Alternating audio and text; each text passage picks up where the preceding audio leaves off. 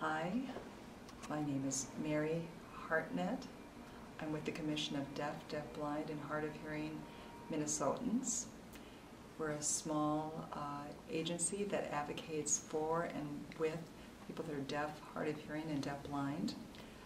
Brian's asked me to explain the new bill that was developed to help solve a problem that MDS-MNSA has. MDS-MNSA has a cash flow problem. They're well run, well managed, they're not in debt, but they've been forced to borrow money because of several problems that happened this year.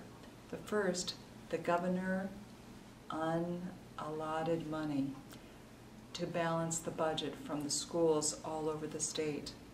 That meant that 27% of the money that schools have earned by working, teaching students is held back. So the schools are only getting paid 73% of the money, and they have to wait and borrow money until the end of the year, and then they get paid the 27%. Regular school districts can borrow money. How? Through levies.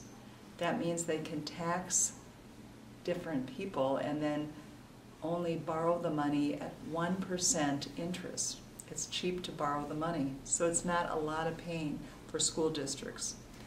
But charter schools can't levy. They can't. They have to borrow money from banks with a line of credit around 6%. If MDS-MNSA had to borrow the money they needed to pay their bills on a monthly basis, they'd have to borrow up to $700,000. The interest for that would be around $42,000. And they couldn't get paid for that. They'd have to fundraise to cover $42,000. If that happened every year, the school would fold. So the school had a problem. They met with the Department of Ed, and the Department of Ed agreed that they needed to develop a bill to solve part of their problem. They had another problem that was caused. About 12% of their budget was held back for different reasons. The school couldn't predict when they'd get paid. One of the reasons was that the Department of Education required teachers of the deaf and hard of hearing to prove they know sign.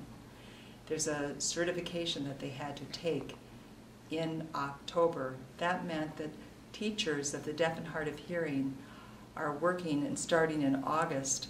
They take the test in October, they don't get the results, and they didn't get paid to the district, the teachers, until November of last year. So they worked almost 5 months without getting paid. That's a lot of money to be held back.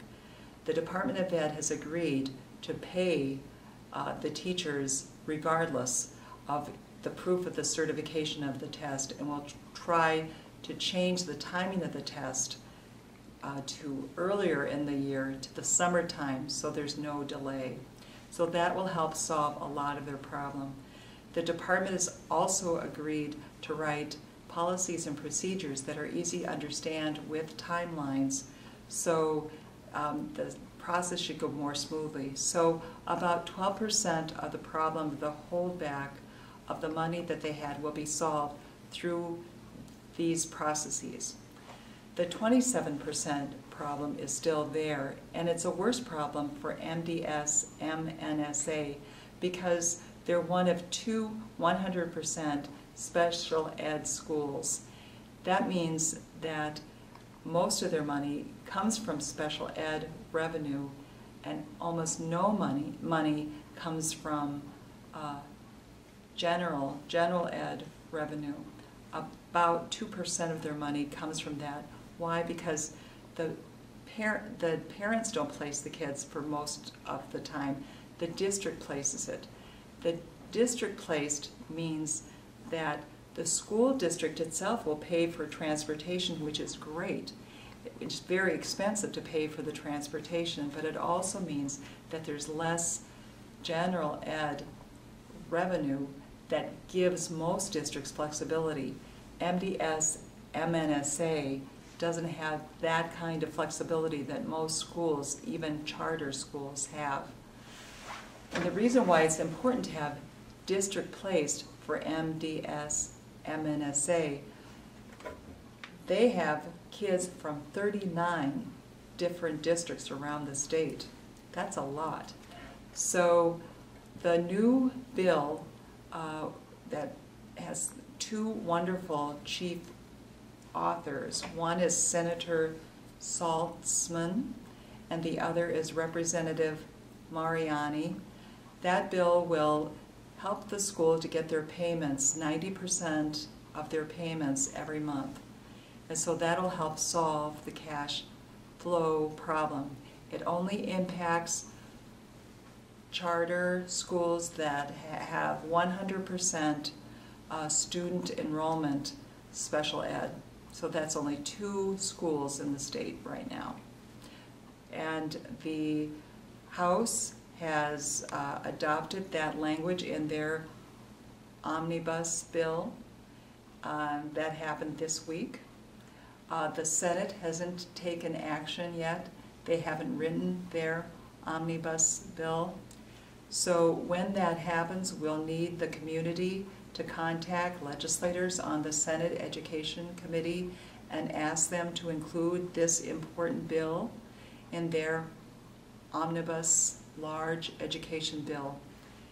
The process will be kind of slow at this point because the lead legislators have not yet decided how much money to give to the education budget this year. So we're not anticipating that the bill will be signed until the middle of May.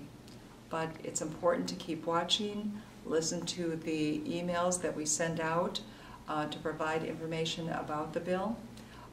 Again, the school is well run. They had a borrowing problem because they were forced to borrow because of the governor's unallotment and a combination of administrative problems that occurred in the Department of Ed and communication with the Department of Ed.